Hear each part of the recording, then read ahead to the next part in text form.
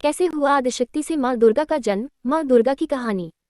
प्रत्येक रूप और प्रत्येक नाम में एक ही चेतना के उत्सव की अनुभूति दुर्गा होना है। शक्ति वह शस्त्र है जिससे स्वयं व दूसरों के कल्याण के लिए समस्त विसंगतियों का समूल नाश किया जा सकता है।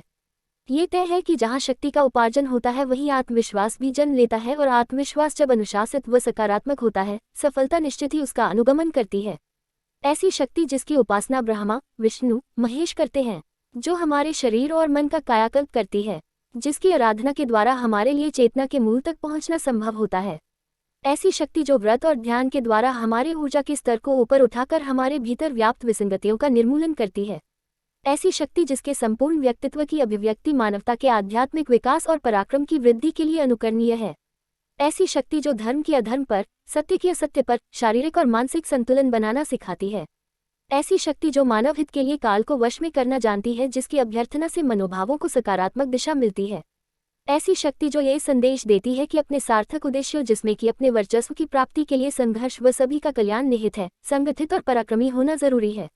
ऐसी ही विलक्षण शक्ति का स्वरूप है दुर्गा। वर्षण अंतिम चरण पर है। ऋतु परिवर्तन की वेला है। सर्दी की नर्म सिहरन के साथ त्योहारों के आगमन की अनुभूति मन में उल्लास उत्पन्न कर रही है। प्रकृति अपने को धो पोंछकर सुखाने के प्रक्रम में हर तरफ दृष्टिगत है।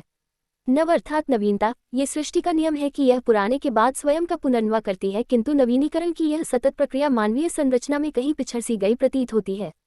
मानव शरीर में आत्मसंप्रेषण ही चेतना का नवीनीकरण या नवोन्मेष है। थोड़ा जटिल है, किंतु उपवास, मौन, प्रार्थना व ध्यान के द्वारा नवरात्र का समय विशुद्ध चेतना के मूल तक पहुंचने का सुअवसर है हम सभी के लिए। शक्ति स्वरूपा दुर्गा उसी विशुद्ध चेतना को प्राप्त करने का अभिप्राय है।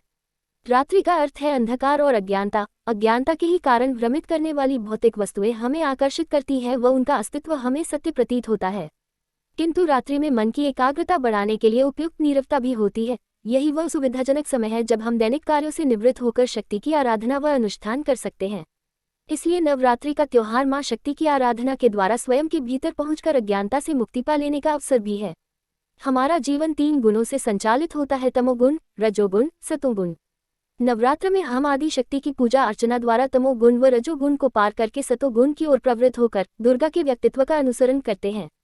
माँ दुर्गा पालनहार है व संहारिणी भी, इसलिए वह अपने भक्तों द्वारा स्वार्थ भक्ति अर्चना करने पर ममतामयी होकर उनकी मनोकामना पूर्ण करती है और अपने वर्चस्व व समस्त मानव कल्याण के लिए कभी रौद्र रूप भी धारण कर लेती है। माँ दुर्गा के संपूर्ण अस्तित्व का बाना अपनी आंतरिक शक्ति पर विश्वास करना व निर्भीकतापूर्वक सफलता को प्राप्त करना है। वो एक योद्धा है जो शेर पर सवार होकर चंडमुंड, शुंभ निशुंभ, रक्तबीज, मधुकैटभ व महिषासुर जैसे राक्षसों का मर्दन करती है। इसलिए उन्हें महिषासुरमर्दिनी भी कहा जाता है।